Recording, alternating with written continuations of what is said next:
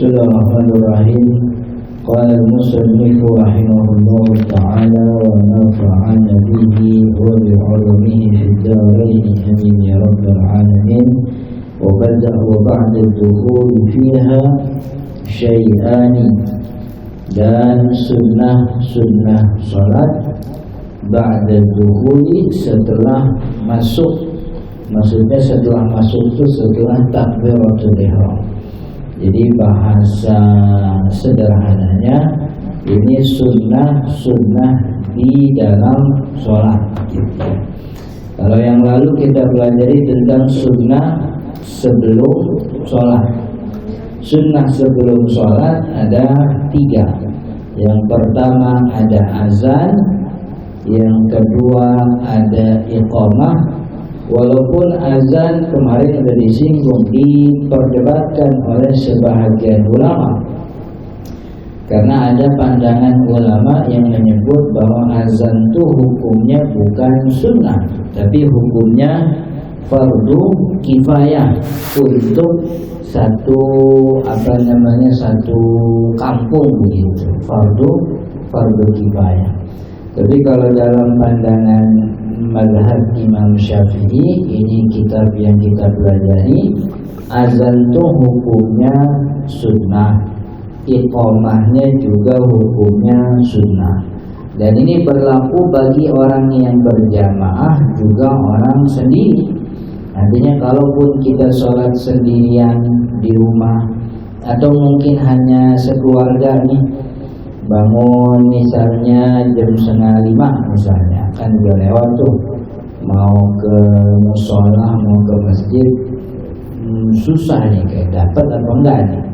Udah sholat di rumah aja lah sama istri sama anak-anak. Tuh azan tetap sunnah itu. Jadi boleh itu dia azan itu. Bukan boleh, hukumnya malah sunnah. Jadi anaknya yang paling gede suruh azan, asal jangan pakai speaker aja begitu. Takutnya udah lewat jam 5 dia azan, orang bingung gitu. Azan buat di rumah. Kemudian iqamahnya juga sunnah. Ya kan kata guru kita, minimal kalau kita sholat di rumah, azannya kagak, iqamahnya jangan ditinggal begitu. Jadi minimal sunnah sebelum sholat yang 3 itu salah satunya kita kerjain. Jadi sebisa mungkin apapun ibadah yang kita kerjakan ada sunnah yang enggak ditinggal. Jadi sebelum sholat ada azan, ada iqamah, ada sutroh. Sutroh itu pembatas sholat begitu ya. Kalau kita di rumah pakai sejadah, itu sejadah sudah cukup jadi sutroh. Atau sholatnya emang di ruangan khusus yang mentok ke depan tembok begitu, itu temboknya jadi sutroh begitu. Jadi itu sunnah sebelum sholat. Nah kita pelajari sekarang wa ba'da dukhuli, dan setelah masuk fiha ke dalam sholat. Maksudnya ini habis takbiratul ihram, syai'ani, ada 2 jenis kesunahan.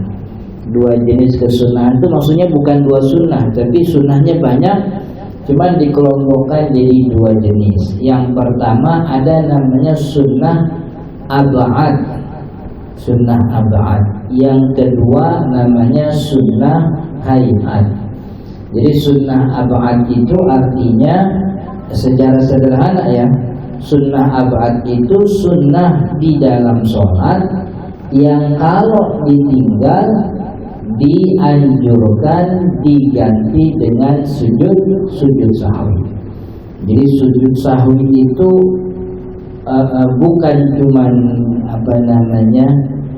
penambal kealpaan atau kelupaan, tapi dia juga disunnahkan kalau kita meninggalkan sunnah ab'ad. Kalau sunnah hayat ya sunnah di dalam sholat, kalau ditinggal nggak perlu diganti sujud sahwi. Jadi sunnah ab'ad itu diganti sujud sahwi. Sunnah hayat tidak ada anjuran untuk menggantinya dengan sujud sahwi. Ya alasannya kenapa dibedain ya sederhananya Nabi Muhammad dulu begitu. Jadi Nabi Muhammad SAW satu waktu pernah ketinggalan tasyahud awal. Tasyahud awal, tapi kemudian di akhir sholat beliau sujud sahwi. Tapi kita nemu banyak riwayat Nabi Muhammad SAW itu diriwayatkan cuma takbiratul ihram aja. Jadi ngangkat tangannya nggak disebut tuh sama perawinya. Artinya ngangkat tangan tuh berarti sunnah tuh, karena nggak dikerjain. Tapi di akhir sholat Nabi Muhammad tidak sujud sahwi. Gitu. Jadi bahasa yang paling sederhana, sujud sahwi itu tidak pernah terjadi gara-gara ngangkat tangan gitu. Tapi kalau sujud sahwi karena ninggalin tasyahud awal dilakukan. Itu namanya sunnah sunnah ab'ad. Jadi sunnah di dalam sholat ada dua jenis, ada sunnah ab'ad, ada sunnah hayat. Begitu. Sunnah ab'ad ada berapa nih? Yang pertama sunnah ab'ad, yang kalau ditinggal disunnahkan sujud sahwi. Yang pertama at-tasyahudul awwalu, yaitu tasyahud awal. Tasyahud awal. Jadi tasyahud awal itu bukan rukun sholat. Artinya kalau ada orang yang sholat kemudian rakaat kedua dia kagak tasyahud, ya macam-macam lah, gara-gara lupa atau karena emang buru-buru misalnya. Tapi kebanyakan sih orang lupa begitu ya. Apalagi sholatnya sendiri, mana 4 rakaat lagi, rakaat 1 sampai 4 kan mirip semua itu. Jadi pas rakaat kedua dia bingung nih, tasyahud apa kagak gitu. Pas sudah berdiri dia baru iya tadi rakaat kedua gitu. Itu nggak apa-apa, bukannya nggak apa-apa, artinya sholatnya tetap sah. Karena tasyahud awal itu bukan rukun sholat, dia sunnah abad. Maka nanti di akhir sholat dia dianjurkan sujud sahwi. Nah kalau ditanya ntar sujud sahwinya lupa lagi Ustaz, jadi habis tahiyat dia langsung assalamualaikum, ya nggak apa-apa juga, karena sujud sahwi hukumnya sunnah. Jadi sujud sahwi kan dalam hal ini posisinya pengganti nih. Pengganti itu hukumnya sama seperti yang digantikan. Sujud sahwi dalam hal ini posisinya menggantikan tasyahud awal. Jadi kalau tasyahud awal hukumnya sunnah, ya sujud sahwi juga hukumnya sunnah gitu. Jadi pengganti itu hukumnya sama seperti yang diganti. Ada orang Ramadan kagak puasa, maka diganti ntar puasanya setelah lewat Ramadan, karena waktu itu dia sakit misalnya, atau dia lagi hamil menyusui misalnya. Maka puasa yang menggantikan Ramadan sebelumnya itu hukumnya wajib, sebab yang diganti itu puasa Ramadan hukumnya wajib. Jadi sujud sahwi itu juga hukumnya sunnah. Tasyahud awal yang pertama tasyahud awal. Ada sebahagian ulama yang mengatakan begini, bahwa sunnah ab'ad itu adalah sunnah yang menambah yang untuk melakukannya itu nambah gerakan gitu, menambah gerakan. Jadi maksudnya begini, tasyahud awal itu kan sejatinya posisinya ada antara sujud rakaat kedua dengan berdiri rakaat ketiga begitu. Itu posisi di mana yang namanya duduk tuh tidak boleh dilamain. Maka kalau ini dilamain sebab karena ada sujud, karena ada tahiyat awal, berarti tahiyat awal ini termasuk sunnah yang merupakan bagian daripada sholat. Artinya kalau dia ditinggalin serasa sholat tuh ada yang timpang. Beda kalau orang nggak ngangkat tangan ketika mau ruku misalnya, kelihatannya nggak ada masalah, maka itu disebutnya hayat gitu. Hayat itu kalau bahasa Indonesianya apa ya hayat itu ya? Ya apa sih hayat itu Indonesia, saya juga bingung. Jadi kalau ab'ad itu seperti bagian dari sholat, dia di luar wajib bukan kewajiban, tapi karena untuk mengerjakannya ada tambahan gerakan, ini seakan-akan bagian daripada sholat. Kunut misalnya, kunut itu kan juga sunnah abad tuh. Yang namanya iktidal itu kagak usah lama-lama, emang kagak boleh lama. Tapi ketika iktidal orang disuruh lama, ngapain lamanya? Buat baca kunut gitu. Jadi ada gerakan yang ditambahkan untuk sesuatu yang sunnah ini. Maka sunnah ini hukumnya spesial gitu. Sebab sunnah itu biasanya kagak nambahin gerakan gitu. Artinya sunnah itu kagak bikin lama atau kagak bikin lebih cepat. Ngangkat tangan kan nggak gara-gara ngangkat tangan kemudian rukunya jadi lama kan enggak gitu. Ngangkat tangan ya ngangkat tangan aja. Itu bacaan ruku, bacaan sujud subhanarabbiyal azim itu hukumnya sunnah. Tapi enggak gara-gara bacaan ruku orang rukunya boleh lama, malah kagak boleh. Jadi bacaan ruku itu kan kata ulama paling sunnahnya 3 kali. Mau nambah 5 kali boleh, tapi maksimal 11 kali. Karena kalau 11 kali udah kelamaan. Tapi kalau kunut orang boleh itu lama tuh. Malah kalau kita di sholat tarawih di Masjidil Haram, tuh kunutnya doang tuh bisa sampai 7 menit gitu. Kunut itu atau kunut witir gitu. Itu di Indonesia 7 menit 10 rakaat dapat itu. Di Masjidil Haram cuma kunut doang. Jadi ini kan iktidalnya mestinya pendek ini, tapi dibolehin dilamain untuk kunut. Berarti ini kunut sunnah sunnah yang spesial. Maka karena dia spesial begitu, ini masuknya dalam kategori sunnah abad gitu. Jadi itu berdiri dilamain emang untuk kunut gitu. Tapi orang kalau baca duduk di antara dua sujud kan ada bacaan Rabbi firli. Tapi orang duduk bukan untuk baca itu sebenarnya. Duduk tuh karena emang gerakan sholatnya mau duduk begitu. Itu yang namanya Rabbi firli warhamni wajib. Itu sifatnya tambahan aja. Sedangkan kunut orang disuruh lama itu. Buat apa? Emang buat baca begitu. Jadi bacaan ini khusus gitu. Perintahnya khusus, sedangkan sunnah-sunnah yang lain itu sifatnya cuman extension aja. Makanya dibedain yang ini abad. Ini abad yang kalau ditinggal sujud sahwi, yang ini hayat nih sunnah biasa aja begitu. Ada ulama yang menyebut juga begini, ini sunnah abad ini sunnah yang dirutinkan oleh Nabi Muhammad SAW. Jadi walaupun ini sunnah, tapi Nabi Muhammad sepanjang sholat tuh kagak ninggalin, terus-terusan gitu. Tapi sedangkan hayat itu sunnah yang Nabi Muhammad satu sholat ngerjain, riwayat lain kagak ngerjain begitu. Atau ngerjain cuman ganti-ganti, kayak at-tawajjuh. At-tawajjuh tuh baca wajhatu wajhiya lillazi fatara samawati wal ardh hanifan muslimah. Itu kan Nabi Muhammad kadang baca, kadang kagak. Gitu. Jadi kagak dirutinin. Kadang baca, cuman bacanya beda. Nabi Muhammad SAW satu riwayat pernah habis takbiratul ihram bacanya cuman a'udzubillah doang. A'udzubillahi minasyaitonir rajim. A'udzubillahi samil alim minasyaitonir rajim. Udah langsung Al-Fatihah begitu.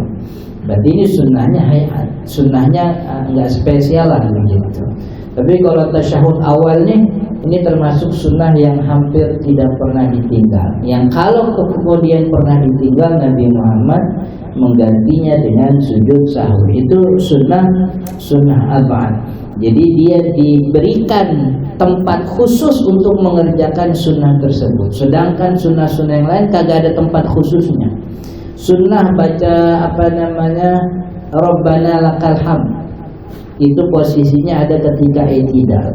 Tapi i'tidal itu disyariatkan bukan buat baca itu. I'tidal itu emang gerakannya sebagai pemisah antara ruku dan sujud gitu. Sedangkan bacaan Rabbana lakal hamd itu extension sifat, ya pahala tetap dapat pahala sunnah. Cuman ini bukan tempat khususnya. Artinya tanpa ada Rabbana lakal hamd orang tetap sah sholatnya.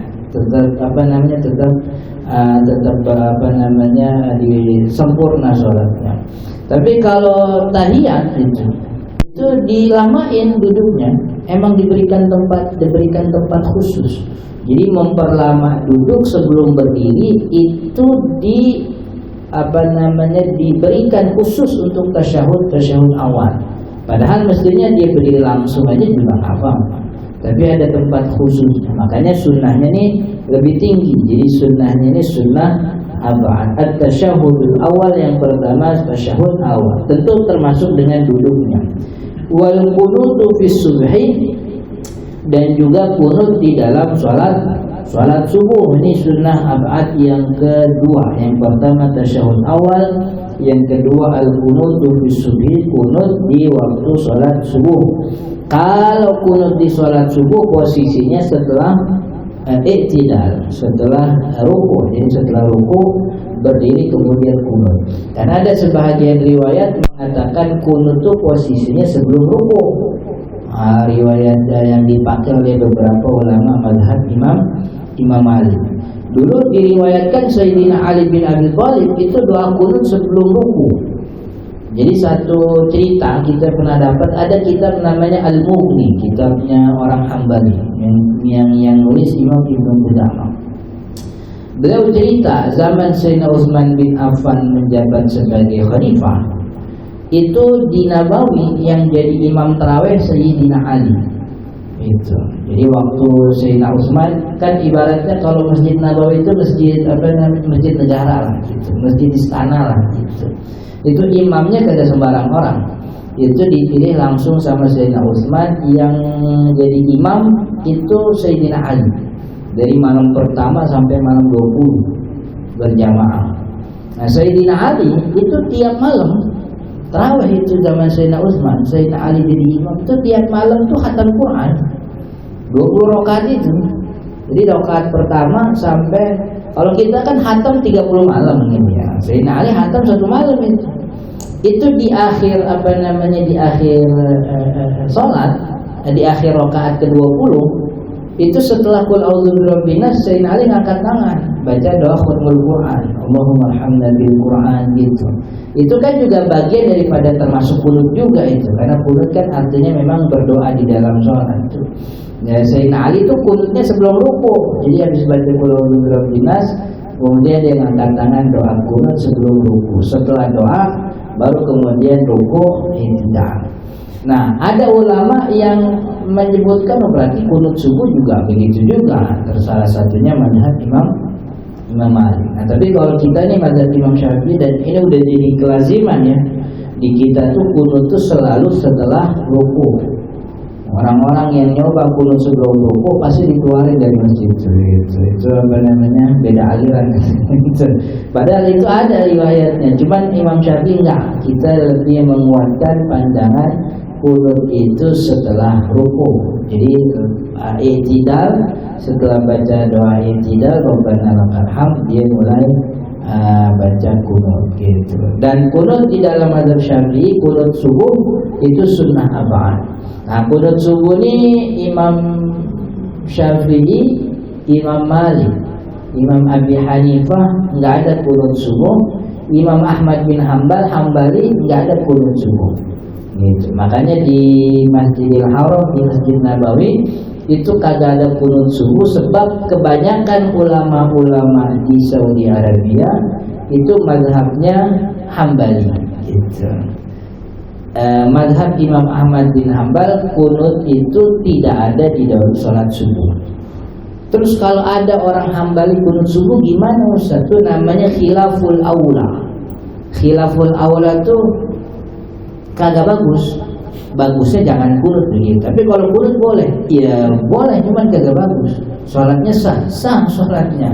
Gitu. Kudu ngulang nggak? Kagak kudu ngulang orang sholatnya sah begitu. Namanya khilaful aula. Jadi khilaful aula itu Indonesianya menyelisih yang utama. Utamanya jangan kunut. Tapi kalau dia kunut, dia menyelisih utama begitu. Sama kayak baca doa iftitah lah kalau kayak kita gitu. Utamanya doa iftitah itu. Cuman kalau ada yang kagak doa iftitah, ya nggak apa-apa, sholatnya tetap sah, cuman kurang bagus begitu. Jadi Syafi'i kunut subuh, Maliki kunut subuh, Abu Hanifah, Imam Abi Hanifah enggak, Imam Ahmad bin Hanbal enggak. Nah kalau kita ke Pakistan, itu kan orang-orang Muslim yang pecahan Soviet itu yang tan itu kan kebanyakan Ahnaf itu. Itu Ahnaf tuh nggak ada kunut subuh. Bukan cuman beda kunut subuh, Ahnaf juga kalau waladhdallin kagak ada yang amin tuh. Gitu. Itu waladhdallin itu amin kagak ada. Yang amin tuh cuman imamnya doang. Jadi sunnah baca amin tuh buat yang baca, yaitu imam. Itu Hanafi gitu. Gitu. Saya dulu punya teman tuh orang Indonesia, orang kita dapat beasiswa kuliah ke Pakistan. Gitu. Namanya orang kesenangan begitu, dia nyampe Pakistan dia jalan-jalan sendirian gitu. Katanya mau eksplor lah begitu. Nyampe pada waktu sholat maghrib, sholat dia nih kagak ada teman Indonesianya, lagi jalan-jalan aja sendirian. Sholat maghrib habis waladhdallin imam dia amin sendirian. Amin, akhirnya dilihatin orang nih. Waladhdallin amin. Jadi Hanafi itu waladhdallin amin. Jadi kalau amin, masalah amin, Syafi'i, Hambali, Maliki semua, tapi Hanafi enggak. Gitu. Jadi kunut subuh juga sama tuh. Syafi'i, Maliki, Hambali sama Hanafi tidak ada kunut, tidak ada kunut. Bukannya batal, cuman tadi khilaful aula, tidak utama lah begitu. Sama kayak kalau di kita nih nemu ada orang yang kunut subuhnya sebelum ruku, ulama Syafi'i bilangnya kagak batal begitu. Cuman kagak bagus saja. Kita kata ulama kita di kitab-kitab Syafi'i, kunut sebelum sebelum ruku itu sholatnya sah, kagak batal. Cuman khilaful aula, dia membaca pada posisi yang tidak utama. Utamanya kunut itu setelah ruku, tidak sami Allah liman hamidah, baru kemudian dia baca doa kunut gitu. Jadi kalau di Masjidil Haram, di Masjid Nabawi kagak ada kunut, bukan berarti di kita salah, bukan begitu. Emang Masjidil Haram, Masjid Nabawi itu kan di bawah Khadimul Haramain. Khadimul Haramain itu punya ulama, Hay'ah Kibarul Ulama itu hampir kebanyakannya Hambali gitu. Ya kayak kita lah di sini, Istiqlal itu di bawah Kementerian Agama. Menteri Agama isinya kebanyakan orang NU, orang NU kitabnya Syafi'i mulu. Maka kalau azan Jumat 2 kali kan gitu. Baca bismillahnya dikerasin. Dulu Imam Masjidil Haram tuh Abdurrahman As-Sudais kan pernah ke Indonesia zaman Menteri Agamanya Lukman Hakim. Imam Masjidil Haram masih almarhum Prof. Ali Mustafa Yaqub. Itu Imam Masjidil Haram tuh Abdurrahman As-Sudais itu biarpun beliau itu imam ibarat imam Islam dunia itu, tapi ketika datang ke Indonesia itu imam sholat Jumat yang dulu di Masjidil Haram kagak pernah ngerasin bismillahnya, di Masjid Istiqlal dia kerasin bismillahnya itu. Jadi bukan masalah ini benar masalah, bukan. Ini soal referensi mazhab aja. Mazhab di kebanyakan orang-orang Saudi Arabia Hambali. Jadi kalau baca Fatihah bismillahnya dibaca, cuman kagak dikerasin. Abdurrahman As-Sudais datang ke Indonesia, dia paham di sini orang Syafi'i ini. Ini di belakang dia sop pertama nih ibaratnya pentolannya Syafi'i semuanya. Jadi kalau kagak baca bismillahnya kagak dikerasin, takutnya kagak dibeli tiket pulang kan rapi juga itu. Makanya sebagai bentuk penghormatan gitu. Sebagai bentuk penghormatan gitu. Wa fil witri fi nisfi tsani min syahr Ramadan, yang ketiga sunnah ab'ad, yang ketiga pertama tasyahud awal, yang kedua kunut subuh, yang ketiga adalah kunut di waktu sholat witir. Tapi sholat witirnya hanya fi nisfi tsani, di setengah kedua min syahr Ramadan, di bulan Ramadan, setengah kedua di bulan Ramadan. Jadi mulainya malam 16. Kalau 15 tuh masih setengah pertama tuh. Jadi setengah kedua tuh mulainya malam 16 gitu. Malam 16 itu kunut disunahkan di sholat witir. Nah ini juga perbedaan pandangan kita dengan Imam Abi Hanifah. Jadi kalau kunut di setengah akhir Ramadan itu orang Syafi'i, orang Hambali. Imam Masjidil Haram, Masjid Nabawi itu sama. Tapi Imam Abi Hanifah bilang kunut itu sepanjang sholat witir, gitu. Artinya mau di Ramadan, di luar Ramadan, kalau witir mah kunut kita, gitu. Itu bedanya sama kita sama Hanafi. Jadi Hanafi itu subuh kagak ada kunut, semalam dia sholat witir pakai kunut. Jadi kunut itu ada setiap sholat witir sepanjang hari, di Ramadan apa di luar Ramadan, setengah akhir Ramadan apa setengah awal, pokoknya setiap sholat witir itu ada kesunahan kunut di rakaat terakhirnya. Sama hukumnya seperti Syafi'i, yaitu sunnah ab'ad juga. Artinya kalaupun ada orang yang tidak melakukan kunut witir misalnya di setengah akhir Ramadan, ya nanti di ujung sholat dia dianjurkan untuk sujud sahwi, begitu. Sujud sahwi. Ini sunnah ab'adnya ada 3 di sini. Pertama tasyahud awal, yang kedua kunut sholat subuh, yang ketiga kunut sholat witir. Tapi dalam beberapa kitab lain itu ada tambahan sholawat kepada Nabi Muhammad SAW. Yang keempat sholawat kepada Nabi Muhammad di tasyahud awal. Kan bacaan tasyahud itu kan cuma 4 tuh. At-tahiyatul, kemudian assalamualaikum, assalamu alayna, asyhadu an la ilaha illallah. Itu tasyahud 4 bacaannya. At-tahiyatul mubarakatus shalawatu thayyibatu lillah, assalamu alayka ya nabiyyu wa rahmatullahi wa barakatuh, assalamu alayna wa ala ibadillahi sholihin, asyhadu an la.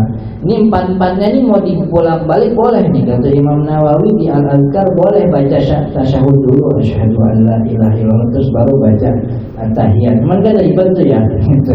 Takutnya dilupa gitu. Maka urutan yang biasanya ini tasyahud yang 4 nih. Nah, ketika tasyahud awal disunnahkan sunnah ab'ad baca sholawat kepada Nabi. Allahumma sholli ala Muhammad. Udah gitu. Habis itu dia berdiri gitu. Kemudian yang kelima sunnah ab'ad adalah sholawat kepada keluarga Nabi di tahiyat akhir. Jadi kalau tahiyat awal Allahumma sholli ala Muhammad, dah. Itu. Artinya kalau tahiyat awal nih sampai asyhadu an la ilaha illallah wa asyhadu anna Muhammadar Rasulullah, udah boleh berdiri. Nambah pahala gimana? Tambahin sholawat kepada Nabi. Allahumma sholli ala Muhammad. Gitu. Di tahiyat akhir Allahumma sholli ala Muhammad bukan sunnah. Allahumma sholli ala Muhammad itu hukum wajib, harus itu. Orang kagak baca sholawat di tahiyat akhir sholatnya kagak sah, hukum itu. Jadi setelah asyhadu an la ilaha illallah wa asyhadu anna Muhammadar Rasulullah, Allahumma sholli ala Muhammad.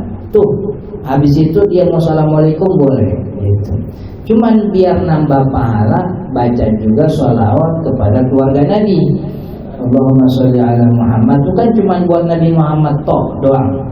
Ya Allah bersolawatlah kepada Nabi Muhammad, sah udah sholatnya. Tapi baiknya nambahin kepada keluarga Nabi wa ala ali Muhammad. Allahumma sholli ala Muhammad wa ala ali Muhammad. Dulu malah ini sholawat kepada keluarga Nabi itu hukum. Dulu Imam awal-awal Imam Syafi'i dakwah, kan Imam Syafi'i itu punya terkenal 2 pandangan, qaul jadid sama qaul qadim kan gitu. Sebelum beliau ke Mesir dengan setelah dia ke Mesir.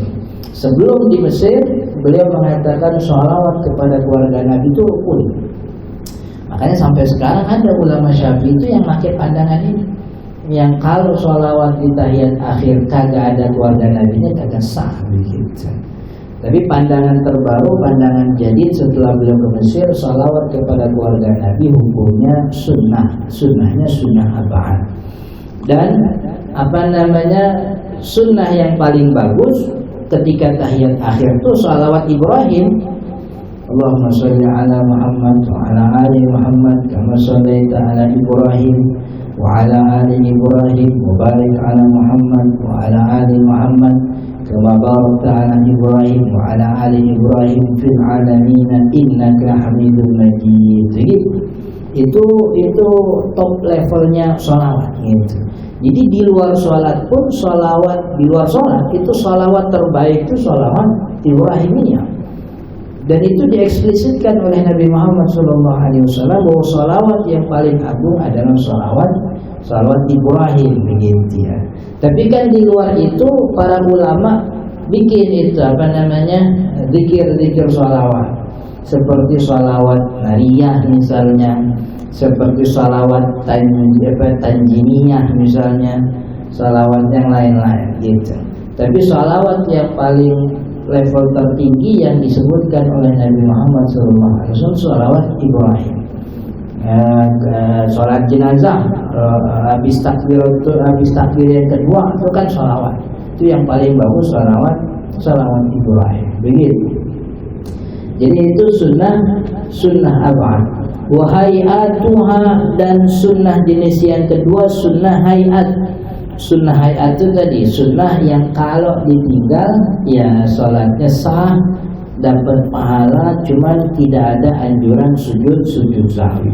Kalau tadi tahiyat awal ketinggalan sujud sahwi, qunut subuh ketinggalan sujud sahwi, qunut witir ketinggalan sujud sahwi.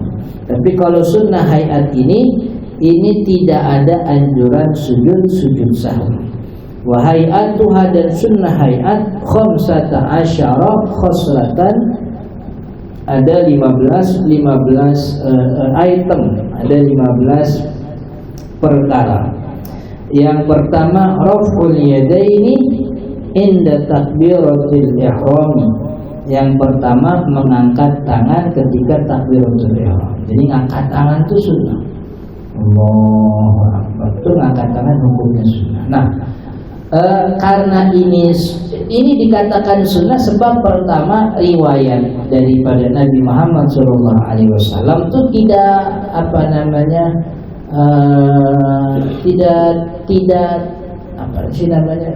rutin. Jadi satu riwayat Nabi Muhammad diriwayatkan ngangkat tangan, riwayat lain diriwayat nggak ngangkat tangan, cuma takbiratul ihram.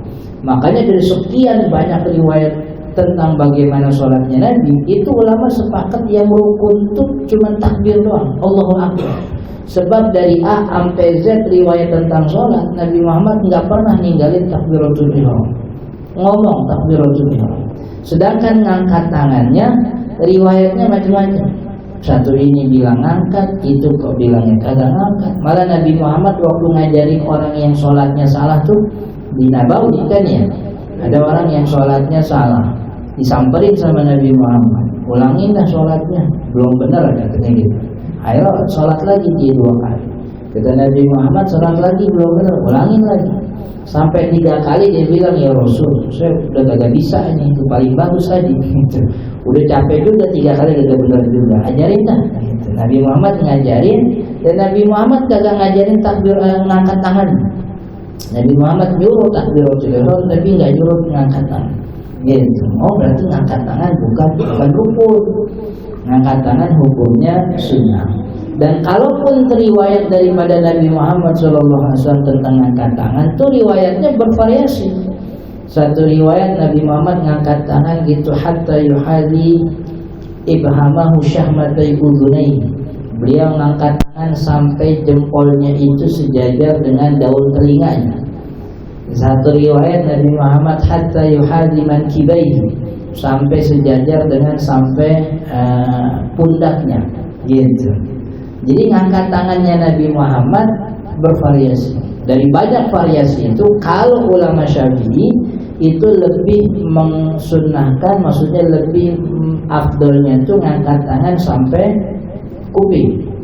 Jadi kalau kita ngangkat tangan nih, tangannya tidak terlalu dirapatkan, tapi jangan dilebarin juga, biasa aja gitu.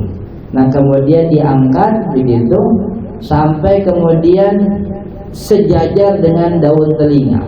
Nah untuk bisa tahu sejajar sama telinga apa kagak, kan kudu nempel juga nih, kudu nempel. Jadi nempel ini biar tahu kalau tangan udah sejajar. Kalau kagak dinempelin takutnya kelewatan gitu. Ya nggak apa-apa sih, lewat juga. Cuman nih jempolnya dikeluarin supaya ketemu sama telinga.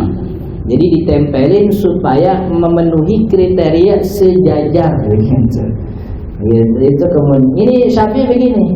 Jadi Allahu Akbar, angkat tangannya lebar, bukan lebar maksudnya terbuka, jari jemarinya tidak terlalu lebar, tidak rapat juga, biasa aja begitu, menghadapkan ke kiblat. Tapi kalau ulama Hambali dan ulama Ahnaf itu sejajar dengan dada, sejajar dengan pundak.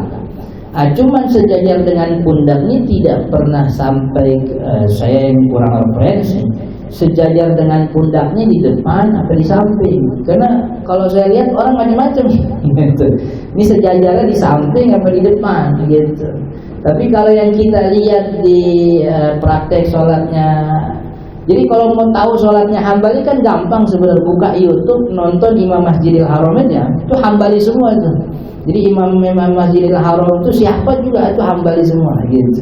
Sama kalau kita ke Istiqlal itu tiap tahun pasti orang Syafi'i semua gitu. Nggak mungkin Istiqlal nyampe itu orang Maliki itu gak gitu. Soalnya Imam Istiqlal kan ini hampir kebanyakan alumni PTIQ semuanya. PTIQ orang Syafi'i semuanya gitu. Jadi kalau di Imam Masjidil Haram dia ngangkat tangannya sejajar dengan pundak tuh ke depan gitu. Jadi nggak nyampe ke atas. Allahu Akbar gitu. Dan imam-imam Masjidil Haram itu bersedekapnya di bawah pusar. Karena emang begitu Hambali itu. Jadi kalau kita tuh di atas pusar di bawah dada itu Syafi'i. Jempol sama kelingking megang pergelangan. Gitu. 3 jarinya nih telunjuk, jari tengah, jari manis ada di atas tangan. Syafi'i begitu. Ini riwayatnya Imam Al-Baihaqi begitu. Jadi ngangkatnya sampai seukuran kuping, kemudian bersedekap di atas pusar di bawah dada. Jari kelingking dan jari jempol kanan memegang pergelangan kiri. Ini Syafi'i begini.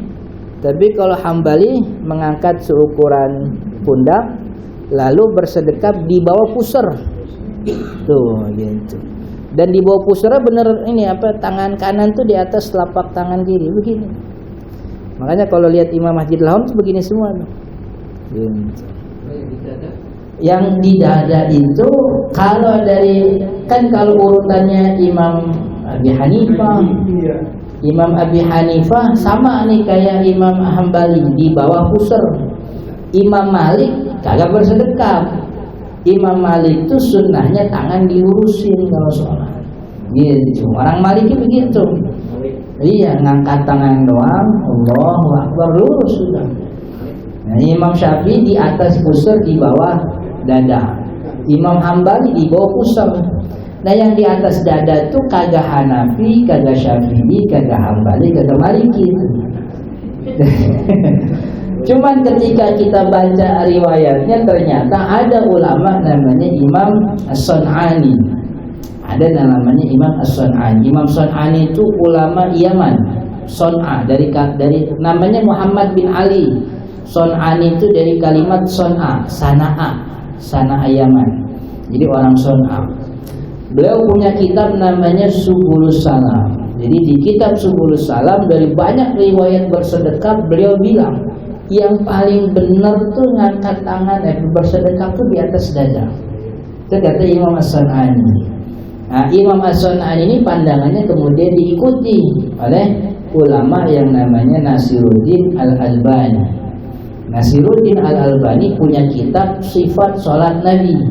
Itu yang banyak diterjemah di Indonesia tuh. Sifat Sholat Nabi Albani. Nah, Albani ini ngikutinnya kagak Maliki, kagak Syafi'i, kagak Hambali, kagak Hanafi. Ngikutinnya beliau punya sendiri tuh referensi. Tapi salah satu referensinya dalam bersedekap itu pandangan Imam As-Sun'ani gitu. Dan karena ini bukan rukun sholat, jadi sah-sah aja sebenarnya. Orang mau ngangkat tangan tuh sampai kuping boleh. Bersedekapnya di dada boleh. Bersedekapnya di bawah pusar juga nggak apa-apa begitu. Ngangkat tangannya sampai dada apa sampai kuping nggak apa-apa. Yang penting kan yang diangkat tangan sendiri aja begitu. Jangan tangan orang. Kalau tangan orang jadi repot. Bersedekap juga sama gitu. Jadi asal jangan tolak pinggang aja kan ya. Jadi ini sifatnya sunnah sholat. Artinya kalau mau beda nggak apa-apa, jangan diributin. Kalaupun ributnya jangan kenceng-kenceng gitu. Soalnya mau bagaimana juga sholatnya sah, yang satu sah, yang satu sah. Karena sama-sama berdiri, kan rukunnya berdiri. Gitu. Bersedekap atau tidak itu bukan rukun. Cuman yang enak tuh kan kalau kita punya referensi ibadah yang jelas gitu. Allahu Akbar, ngangkat tangan sampai kuping. Tanya, lu ngangkat tangan sampai kuping siapa yang ngajarin? Oh, Ustadz Fulan. Gua kan ngaji kalau hari Selasa paginya begitu. Ustadz Fulan memakai kitabnya Matan Goyah wa Taklif itu kitab Syafi'i gitu. Jadi kan pasti itu jelas tuh. Tapi kalau ditanya, Allahu Akbar, ngangkat tangan sampai dada tuh siapa yang ngajarin? Gua sih kemarin baca di grup WhatsApp begitu, gitu. Di grup WhatsApp tuh emaknya siapa, bapaknya siapa, kita belajar di mana, gitu. Tanya sama yang ini, gitu. Tahu gue juga dapat, gue forward aja di orang, gitu. Jadi kan lebih enak tuh kita beribadah punya referensi yang pasti, gitu. Yang pasti itu maksudnya pasti diakui. Kalau kitab yang kita pelajari kitab Syafi'i, kan satu dunia ngakuin itu Syafi'i, begitu. Tapi kalau kita punya kitab mana terjemahan Indonesia, bahasa Arab itu kagak ngerti gitu. Nama penulisnya juga kita bingung nih. Gitu. Jadi kan rada susah. Jadi maka yang enak tuh punya referensi ibadah yang pasti. Walaupun nggak salah juga orang sampai dada, nggak salah juga sebab itu rukun, itu bukan rukun sholat. Gitu. Itu yang pertama rukun sunnah hayat adalah mengangkat tangan inda takbiratul ihram. Wa inda ruku, yang kedua mengangkat tangan ketika ruku. Itu juga sunnah. Mengangkat tangannya sama. Mengangkat tangan itu ketika ruku. Wa raf'u minhu, dan juga berdiri dari ruku. Jadi berarti ngangkat tangan itu ada 3. Pertama takbiratul ihram, mengangkat tangan. Yang kedua mau ruku beres baca surat, Allahu Akbar ruku. Kemudian ngangkat dari ruku sama ngangkat Allahu Akbar, ngangkat tangan. Satu lagi ngangkat tangan itu sebenarnya ada di yang keempat, berdiri setelah tasyahud awal. Jadi rakaatnya 4. Rakaat pertama beres berdiri enggak ngangkat tangan. Rakaat kedua ada tahiyat awal, berdirinya ngangkat tangan Allahu Akbar. Jadi rakaat ketiga, beres rakaat ketiga berdiri keempat gak usah ngangkat tangan. Jadi ngangkat tangan itu takbiratul ihram, mau ruku, habis ruku i'tidal, yang keempat setelah berdiri setelah tasyahud awal. Begitu itu ngangkat tangan. Posisinya sama. Sebagaimana takbiratul ihram, yaitu disejajarkan dengan kuping. Wa wad'ul yamini 'ala shimal, menaruh tangan kanan di atas tangan kiri, tadi sudah disinggung. Itu juga termasuk sunnah, gitu. Itu termasuk sunnah. Karena ini sunnah, maka kagak begitu juga nggak apa-apa. Nggak begitu nggak apa-apa. Ya cuma kurang afdal aja. Ini kan sunnah ini biar nambahin pahala kita, gitu. Dan posisi ini nih, posisi apa? Kalau bahasa di kitab Kifayatul Akhyar tuh posisi orang khusyuk, gitu. Posisi orang khusyuk. Kalau tangannya dibiarin begitu, itu justru mengundang untuk melakukan hal-hal di luar sholat. Gitu. Jadi ntar dia ke belakangin, ntar dia ke depanin, ntar dia usah paha, gitu. Mendingan begitu. Itu sama kayak imam tuh, khotib tuh kalau megang tongkat tuh khusyuk, teguh dia gitu. Ada yang dipegang. Sunnahnya kalau khutbah tuh kan megang tongkat, gitu. Sebab lebih mantap begitu. Tapi kalau kagak ada tongkat begitu, cuman berdiri, mana kagak ada mimbar, imam juga bingung tuh memegang apa, gitu. Mic mau dipegang, udah ada stand mic-nya, gitu. Tangan mau ke belakang tuh kayak instruksi kepala sekolah, kan jadi kagak gitu. Jadi pakai tongkat tuh lebih mantap. Nah, ini juga sama, menaruh tangan kanan di atas tangan kiri. Wa tawajjuhu, yang ke 1, 2, 3, 4, yang kelima. Ini disatuin ya, ngangkat tangan takbiratul ihram, ruku, dan juga ngangkat dari ruku itu 1 nomor. Wad'ul yamin yang kedua bersedekap kanan di atas tangan kiri. Wat tawajjuh yang ketiga yaitu mengucapkan atau baca doa tawajjuh. Tawajjuh itu wajah tu wajhiyah. Wah, ini juga termasuk khasnya Imam Syafi'i, mazhab Syafi'i, doa iftitahnya wajah tu wajhiyah. Yang lebih lengkap dalam kitab-kitab yang lebih besar ditambahkan Allahu Akbar kabir. Alhamdulillahi katsir wa subhanallahi bukratan wa asir. Tapi kalau mau salah satunya yang mana yang afdal? Kalau mau salah satunya yang afdalnya wajah wajhiyah lillazi fatara samawat. Atau mau Allah Akbar kabir aja. Atau mau dua-duanya Allah Akbar kabir juga bagus begitu. Itu sunnah tawajjuh, artinya sunnah baca doa iftitah. Allah Ta'ala alam. Insyaallah kita lanjut di pertemuan akan datang tentang sunnah hayat yang lain. Ini kalau sunnah sholat ini banyak perbedaan. Artinya satu item daripada sunnah sholat ini berbeda di satu mazhab dengan mazhab yang lain, sehingga kita bisa identifikasi oh yang begitu tuh Hambali tuh gitu, berarti dia belajarnya sama Ustadz Hambali gitu. Jadi kita bisa tahu, oh dia ngangkat tangannya begitu, oh dia bersebut. Kalau rukun hampir gak ada perbedaan, berdiri, ruku, i'tidal, duduk, gak ada perbedaan. Tapi yang banyak perbedaan itu ada pada sunnah sholat, dan itu lebih bagus. Dan artinya perbedaan itu ada pada sunnah sholat itu, jadi kagak usah mempermasalahkan sah apa enggak sah sholat kita begitu. Sebab yang berbeda itu hanya rukun aja, rukun yang berbeda hanya sunnah sholat saja. Wallahu ta'ala alam. Sebelum ditutup ada pertanyaan? Ya, silakan. Assalamualaikum warahmatullahi wabarakatuh. Ada yang ingin saya tanyakan mengenai sholat. Perbedaan sholat antara adzan di handphone dengan adzan di masjid. Dahului sholat yang ada di handphone, pada saat bangun tidur mendengar adzan di handphone, langsung kita melaksanakan sholat. Setelah selesai melaksanakan sholat, ternyata 10 menit kemudian ada di masjid.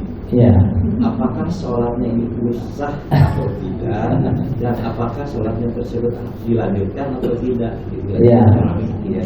Assalamualaikum warahmatullahi wabarakatuh.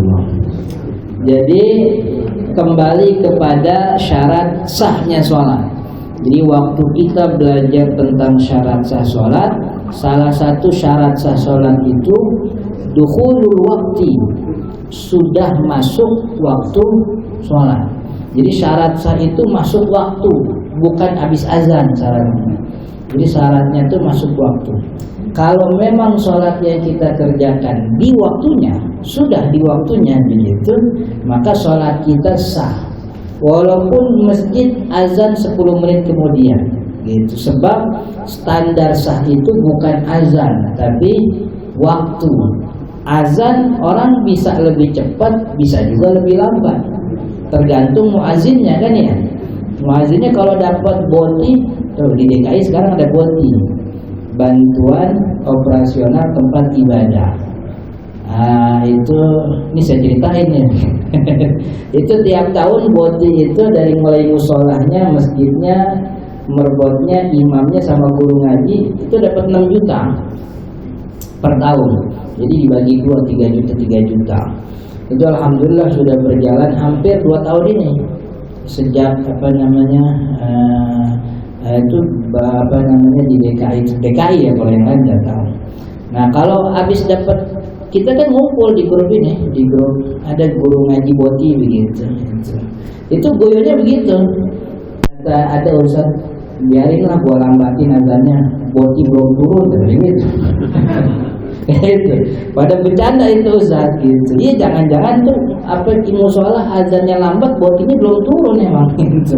Jadi dia mati. Jadi kalau azan tuh kan tergantung moodnya muazzinnya. Muazzinnya lagi rajin nih azan lah, orang belum masuk udah azan dulu kan gitu. Ada yang lagi malas begitu, sama yang nggak ada. Jadi standar sahnya sholat bukan azan apa belum azan apa udah azan, tapi sudah masuk waktu apa belum. Kalau kita sudah masuk waktu kemudian sholat, kemudian azan di masjid, sholat kita nggak ada masalah. Begitu. Tentukan yang afdol itu berjamaah di masjid kan ya. Tapi kan kita nggak tahu, orang punya kebutuhan. Saya Ustaz berangkatnya jauh kerjanya, jadi sholatnya di awal waktu di rumah langsung berjalan gitu. So, kalau nungguin dulu berjamaah di masjid, waktunya jadi lewat, kena macet, masuk kantor telat, macam-macam dan sebagainya gitu. Tapi kalau ditanya sah apa nggak? Sah, karena syarat sah sholatnya sudah terpenuhi, yaitu sholat di waktunya. Oke? Ada lagi? Pak. Mana dulu nih? Ibu dulu apa? Bapak dulu. Ya. Ini peristiwanya terjadi di masjid ini, Pak. Ya. Jadi pada waktu itu ada mungkin bukan orang pengadilan, tapi mungkin saksi atau apa, yaitu sholat zuhur. Ya. Dilihat dia.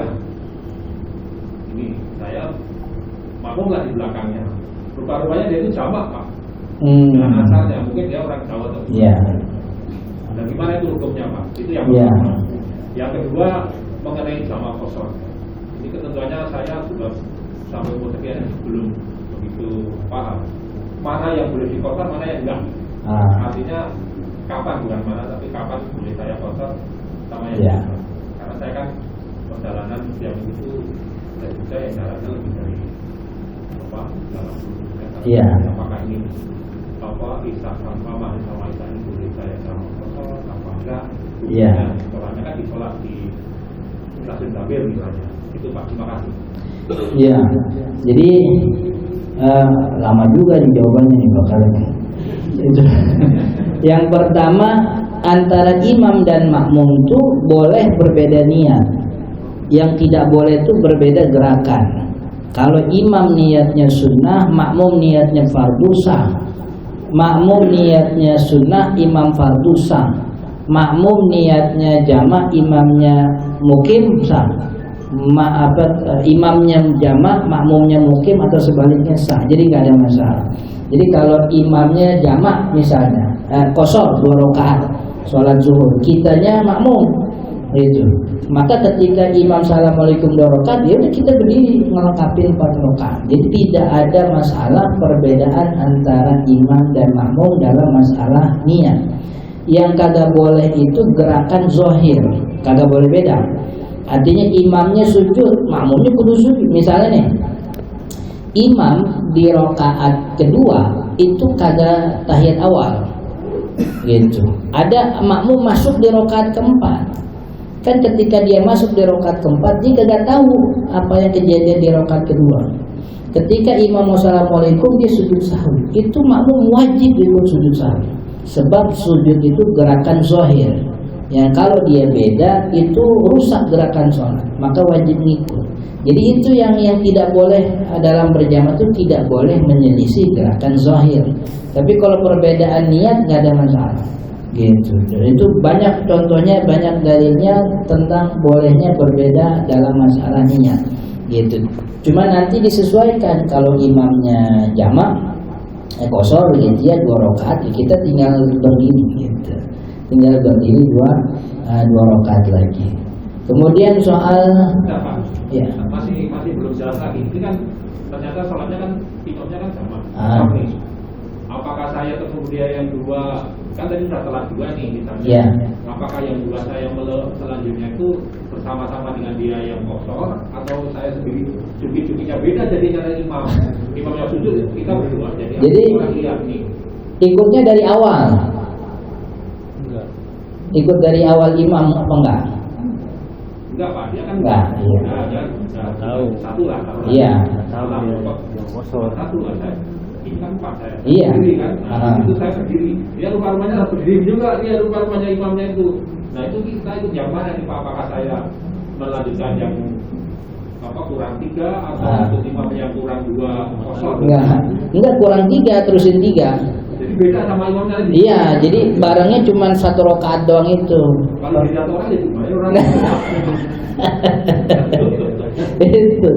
Makanya kan dalam kitab fikih itu orang musafir sunnahnya ini bukan harus, sunnahnya sholat bersama musafir yang lain gitu. Nah kalau di masjid begini ini kan nggak bisa dibedain begitu. Makanya apa istilahnya pemahaman yang kudu dimaksimalkan. Jadi pokoknya kalau udah assalamualaikum udah kita misah sama imam, udah sholat sendiri tuh. Jadi kalau pas dapatnya cuma satu ya kita lengkapin 3 begitu. Kemudian kalau sholat kosor sama jamaah tuh ketentuannya beda tuh.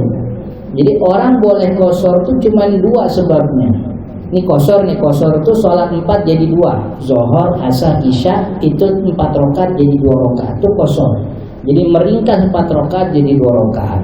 Itu bolehnya cuma 2. Pertama dia safar tuh perjalanan 89 km.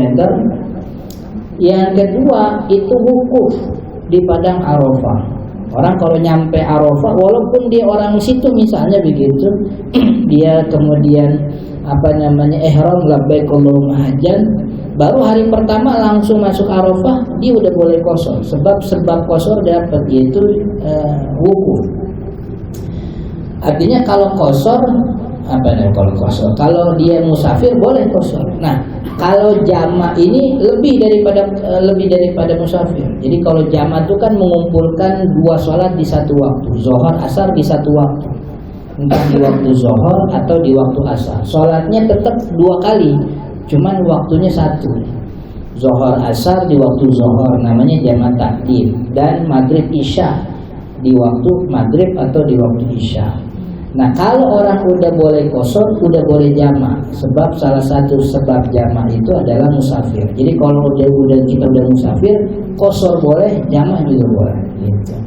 Tapi kalau di luar musafir, saya nih misalnya petugas keamanan atau saya dokter, lagi waktu sholat maghrib datang, tiba-tiba dapat pasien urgent gitu. Ini nggak bisa nih sholat harus sekarang, nggak bisa sebab ada pasien.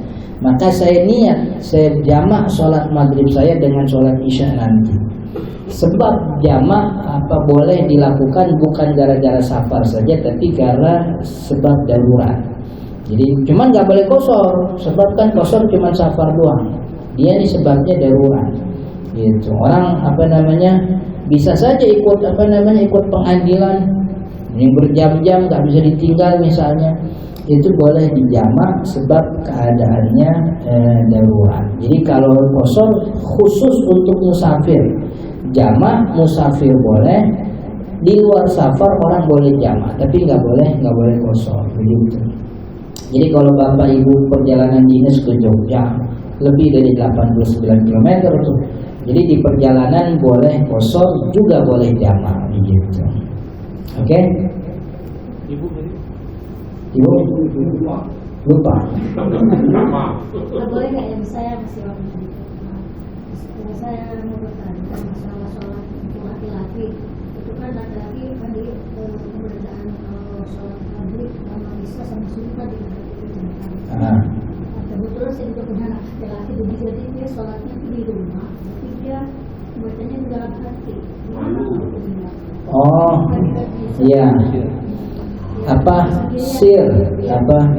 Mensenyapkan pada sholat senyap, menjaharkan, mengeraskan pada sholat yang dikeraskan itu hukumnya sunnah sholat. Artinya dia kerasin di sholat yang senyap boleh, dia senyap di sholat yang mesinnya keras juga nggak apa-apa. Cuman kagak abdol, kagak bagus.